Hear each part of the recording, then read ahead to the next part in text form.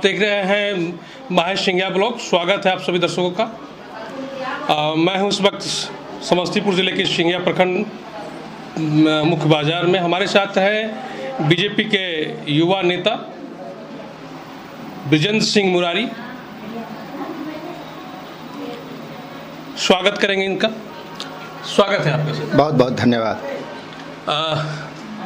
मैं इनके बारे में आपको बता दूं कि ये पिछले 1 साल से बीजेपी के साथ में है और वर्तमान में ये सह संयोजक हैं, जिला सह संयोजक हैं पंचायती राज प्रकोष्ठ के।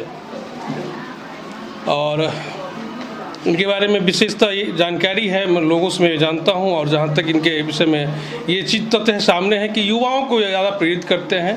क्या इनमें खासियत है कि युवाओं को आकर्षित करते हैं, युवाओं को ही ये आगे बढ़ाने का प्रयास करते हैं। जानना चाहेंगे इनसे। सबसे पहले तो ये बताइए कि आप जो है सिंघिया प्रखंड के अंदर आप अपने बच्चों को आगे बढ़ाना नहीं चाहते हैं, लेकिन बाकी लड़कों को सिंघिया के जो लोकल लड़के हैं राजनीति में उनको आप आगे लाना चाह रहे हैं। सबसे पहले तो इस बारे में बोलने से पहले मैं अपने बारे में बता दूं, जो हमारी राजनीति 1987 के बाढ़ के समय से हुई, जब मैं जूलॉजी ऑनर्स कर गांव आया और भयानक बाढ़ में मानवता को जब पीड़ित देखा तो सबों को बाढ़ से छानकर उच्च जगह पर लाए और उनके लिए शौचालय बनवाया, क्योंकि एक ही इकट्ठे जगह पर सभी लोग हमारे घर के दरवाजे के आसपास 2 बीघे की जो ज़मीन थी उसमें सब कोई शरण लिए थे। और जब बाढ़ की पानी में भीग गए तो उन लोगों की दवा की व्यवस्था और अपने तरफ से मैं अपने घर के तरफ से खिचड़ी और आलू का चोखा दिया था। ये 87 की बात है। और जन सेवा की भावना उसी टाइम से हमको लगा, जो समाज सेवा ही सर्वोपरि है। और मैं उस समय युवावस्था में था, चूँकि स्नातक करके आया था। और उसके बाद हमारा प्रखंड में विभिन्न जगह से हमारा नाम होने लगा, तो ऐसा लगा जो जैसे युवा वर्गों की टोली यदि आगे आती है तो समाज उनको आगे बढ़ाने का मौका देते हैं। और उस तरह से मैं सामाजिक गतिविधि करते करते 2001 में मैं स्वयं नहीं, हमको पंचायत के तरफ से प्रखंड पंचायत समिति सदस्य चुना गया। पूरे 5 साल तक हमारा कार्यकाल इतना बेहतर रहा, जो पुनः 2006 से 11 में हमको मुखिया में चुना गया। और पूरे समस्तीपुर जिला में मैं सबसे ज़्यादा रिकॉर्ड मतों से 1500 मतों से जीता था। हमारे विरोधी को 400 के आसपास वोट था और हमको 1500 मतों से विजय मिली। और तीसरा कार्यकाल हमारा 11 से 16 रहा। 16 के बाद हमारा पंचायत सुरक्षित हो गया अनुसूचित जाति के लिए, और मैं पंचायती राज प्रकोष्ठ में प्रशिक्षक बना। तो मैं देखा जो हमें आगे बढ़ने के लिए समाज के बड़े बुजुर्ग हमारे युवावस्था में हमको बहुत ज़्यादा प्रेरित किए थे। इसीलिए मैं जब पंचायत चुनाव से निवृत्त हो गया, समाज में और भी गतिविधि का काम मिला, तो युवाओं को हमने आगे बढ़ाने का निश्चय लिया और विभिन्न माध्यम से उनको आगे बढ़ाने का काम करता हूं। और इसमें हमें आत्मिक खुशी मिलती है। जी, एक और देखा जाता है कि जो मुखिया बनते हैं, नए मुखिया बनते हैं, उनके पास 5 सालों के दरमियान महल अट्टालिका होती है, बड़ी बड़ी गाड़ियां होती है, करोड़ों की संपत्ति वो 5 साल के दरमियान ही अर्जित कर लेते हैं। आप मुखिया भी रहे और भी अन्य पद पर आप रहे, पर आपके पास ये सब सारी सुविधाएं मेरे ख्याल से तो नहीं है। ऐसा क्या है, क्यों कर? चूँकि जनहित का काम है और सरकारी संसाधनों से जो बन पड़ता था करते थे, और अपनी परिसंपत्ति भी कुछ बेचकर हमने पब्लिक में लगा दिया। जैसे मैं अभी भी मुखिया से हटने के बाद भी मेडिकल प्रैक्टिस करता हूँ और लोगों को मुफ्त दवा देता हूँ। प्रैक्टिस में उनसे फीस नहीं लेता, मुफ्त में दवा भी देता हूँ। तो हमारे पास अनैतिक कमाने का कोई रास्ता था नहीं, चूँकि मन उस तरह कभी गया ही नहीं। और हमारे पूर्वज ने हमको बहुत बड़ी चीज़ दे गए हैं, जिस परिसंपत्ति को मैं हटाकर जनहित में लगा दिया करता हूं। और इसके लिए हमारी भावनाएं बहुत काम करती है। हमको उस तरह के जनहित की काम में आत्मिक संतुष्टि मिलती है, इसीलिए हम करते हैं। और जो मैं यहाँ तक बता दूं, जो मुखिया के कार्यकाल में हमको जो भी मानदेय सरकार के तरफ से मिला, इसका भी उपयोग हमने जनहित में ही किया। 1 पैसा हमने घर में नहीं दिया था।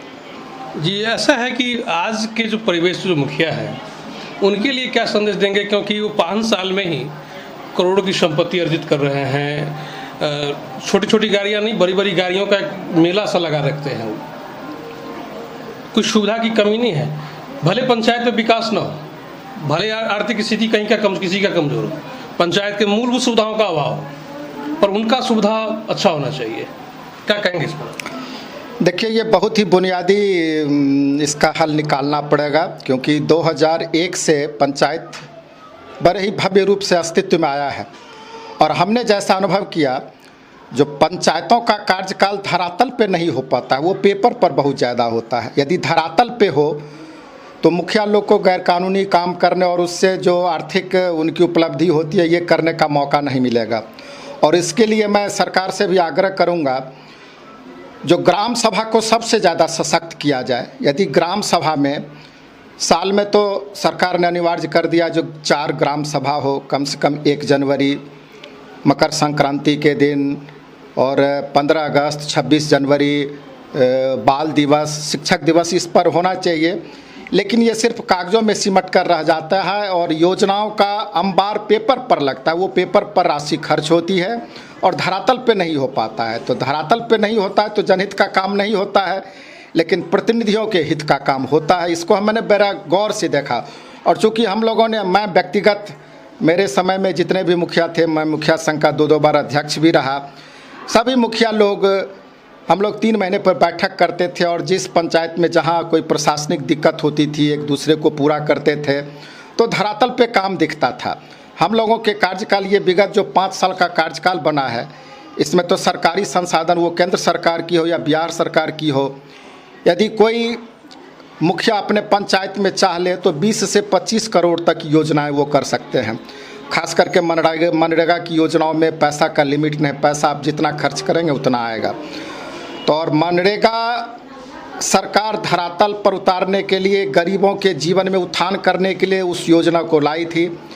लेकिन वर्तमान में बिहार के प्रतिनिधि, अब उन प्रतिनिधि के बारे में, चूँकि मैं भी प्रतिनिधि रह चुका हूँ, उतना मैं अविश्वास नहीं प्रकट करूँगा। लेकिन यदि ग्राम सभा को और ग्राम पंचायत शब्द है जिसको कैबिनेट की बैठक या कार्यकारिणी कहते हैं, इसको यदि सशक्त बना दिया जाए तो ये आर्थिक जो अवैध उगाही है, मुखिया लोग अट्टालिका बना लेते हैं, इसकी नौबत नहीं पड़ेगी। और दूसरी बात, एक जो आपने पूछा नहीं, मैं अलग से भी बता दूं, जो हमारे कार्यकाल में हम लोगों ने जिस योजनाओं को खर्च किया, उसके अभिलेख का संधारण स्वयं करते थे।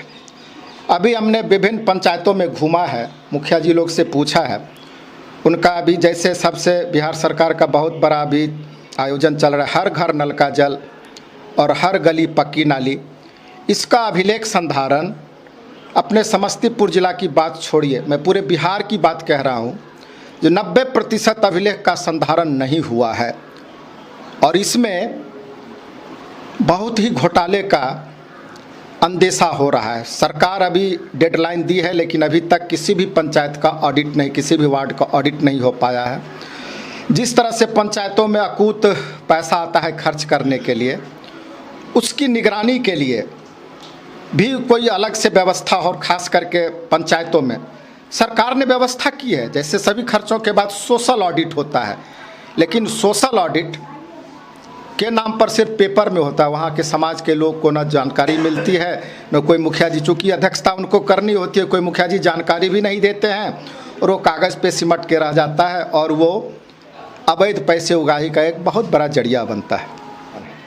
चलिए, बहुत बहुत धन्यवाद। तो ये थे हमारे साथ विजेंद्र कुमार मुरारी जी, जो अभी भारतीय जनता पार्टी के समस्तीपुर सह संयोजक है, जिला सह संयोजक है। बड़ी ही बेबाक तरीके से अपनी बात को रखा इन्होंने, बड़ी ही बारीकी से पंचायत के मुद्दों को उन्होंने बताया कि कमियां कहाँ हैं और क्या सुधार की आवश्यकता है। बहुत बहुत धन्यवाद इनका, इन्होंने समय दिया हमारे चैनल को। और व्यक्तिगत रूप से भी ये बहुत ही शालीन सभ्य आदमी है। चलिए, लगे रहिए, देखते रहिए सिंघिया ब्लॉग। बहुत